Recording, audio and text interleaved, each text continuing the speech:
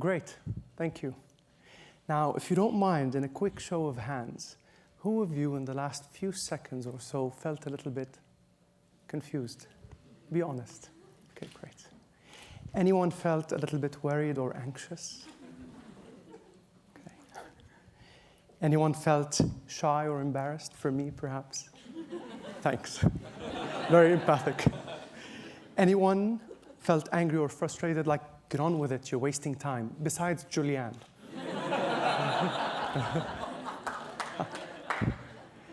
Anyone felt intrigued or excited? Great. Woo! Now, maybe you had many other emotions. Now, what I would have liked you to experience in these few seconds or so is something similar to when we look at one of these. Now, I can tell that some of you already recognize what these are. These are called Rorschach inkblots, developed by a Swiss psychoanalyst from the beginning of the 20th century by the name of Hermann Rorschach. Now, what many psychologists believe all of these inkblots have in common is the element of ambiguity. And many psychologists believe that whenever we are confronted by an ambiguous stimulus or situation, we tend to project onto that stimulus some of our innermost feelings, desires, and anxieties. And perhaps that's what just happened a few minutes ago, a few seconds ago. Some of you just did that. Now, I don't know about you, but one of the most ambiguous situations I sometimes find myself in is when I'm asked to write a short bio, such as was the case for this conference. All of a sudden, different mixed feelings erupt inside of me. I feel shy, embarrassed, angry, frustrated. I feel excited and intrigued, and a little bit anxious and confused. Now, for the first time, I have asked myself, why? Why do I get all of these feelings when I'm asked to just sit down and write a very short bio? Now, I could think of one reason so far. See, every time I try to write something about my life, I find myself reflecting on a little image I have of my life inside my head, which I will for now call my bio image. And that image is often very vague and ambiguous. And when I'm staring at it inside my head, I feel like I'm looking at one of these. So it's not a surprise that I get all of these feelings. But then I have to take all of that and write a short bio, which is basically a linear, progressive series of events, preferably highlighting successes in my life. Now, it would be extremely refreshing and daring if we could write bios that look like this or this, where we also talk about all of our rejections and failures. It would be quite honest and refreshing. But whether we decide to write our bios using any of these graphs, you see, all of these have one common element. They are extremely linear in nature. They're very much linear graphs. But mathematicians out there tell us that there are linear graphs in life, but there are also nonlinear graphs in life. So I asked myself, why is it every time I want to think about my life and try to represent it, for example, through a bio, why does my mind always go to linear modes of representation? Now, so far, I could think of two reasons. Maybe you could think of more. The first reason has to do with the nature of these graphs. You see, linear graphs are extremely predictable, clear, stable, comfortable, especially as opposed to this vague and ambiguous image we might have of our life inside our head. And it allows us to compare our lives to other people in a very simplistic way. I can say Nadia is much more successful than Mahmoud, but maybe Mahmoud is doing better than Tom. The second reason I could think of has to do with none other than education itself.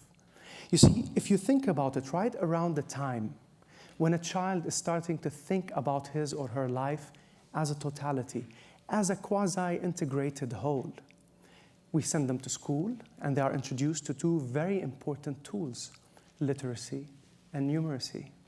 We learn the alphabet. We even sing it as a sequence of letters. We learn that if we put these letters into a special sequence, we get words. Words in sequences make sentences, and sentences make paragraphs, and so on and so forth. And we learn numbers. We learn that some numbers are greater than others. Some are negative, some are positive. Numbers come in sequences that could be ascending or descending. Now, great tools, but notice what they do to our consciousness. They kind of impose a certain linear mode of thinking onto how we think about our lives. We start to think in language, through letters, through words, through the structures of language, and we start to conceive of time, temporality, our life's narratives, also through numbers and language, through linear modes of thinking. Now, my question to you, and to myself included, is can we challenge this? Can we, instead of representing our lives through linear graphs, can we start to perhaps graph our bios in nonlinear ways? Hang on to that question for a minute while I tell you a quick story. When I was an undergraduate doing engineering a long time ago, I decided I don't know, don't ask why, to take an elective in advanced calculus. I don't know what I was thinking, but in that class, I was introduced to something very interesting called fractals, chaos, and dynamics. I just noticed I'm going a little bit too fast, but basically I'm extremely jet-lagged. I flew in here from Beirut and been very sleepy. It's around 3 o'clock in the morning right now in Beirut. So I've been downing one drink of those energy drinks out there, one after the other, and I think they just kicked in. All of a sudden, I feel like Hurricane Mahmoud.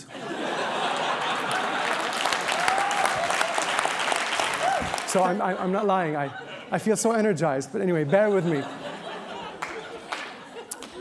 I'll go back to my example. What we learned in that class is basically something very simple. If you take this two-dimensional simple figure, which is a square, and I divide it into 5 equal squares by removing 4 equal chunks from its respective sides, I end up with this figure. Now, if I do the same to the resulting squares, the same thing I did to the previous square, I end up with this image. And through a process of iteration, if I keep doing that, taking the outcome of one operation and plugging it back into the process itself, I end up with this figure. And I can keep repeating this process of iteration and producing more and more figures. Now, notice what we've done. We've started out with a two-dimensional square, boring, simple, and through the process of iteration, I was able to actually produce an unfolding image that contains the original in it, but is quite different from the original. The last one here looks like a snowflake, perhaps. Now, mathematicians interested in this phenomenon have tried to apply it to different formulae out there in different shapes, and they've resulted with such images. Beautiful. These are known as the Julia sets, fractals and dynamic graphs. Now, to go back to our original graphs, you notice the difference between how beautiful the previous ones are and the way we chart our lives can be? Again, can we think beyond these linear ways and modes of representation? And I'll tell you what my problem is with linear graphs. They are always either increasing or decreasing. They're always either positive or negative. They depend more on the data set and less so on the mindset of the mathematician. And quite frankly, they're extremely dull and boring. And they often lead to linear values in society and in life. We start to look at people's lives as either a success or a failure. So a person becomes either intelligent or stupid, a loser or a winner, progressing in life or regressing in life. And when I'm stuck in this mode of linear thinking, that's when I'm often most frustrated in my life, most intimidated. I feel extremely judgmental on myself and others, and ruthlessly sometimes competitive. And this mode of thinking has often led me to procrastinate and quit very important things in my life. Again, the question is, can we challenge this? Can we, instead of looking at a life, receiving a life as a finished product, as a linear graph, can we instead start to look at lives as constantly and dynamically unfolding through processes of approximations and iterations, to recognize that lives are never concluded?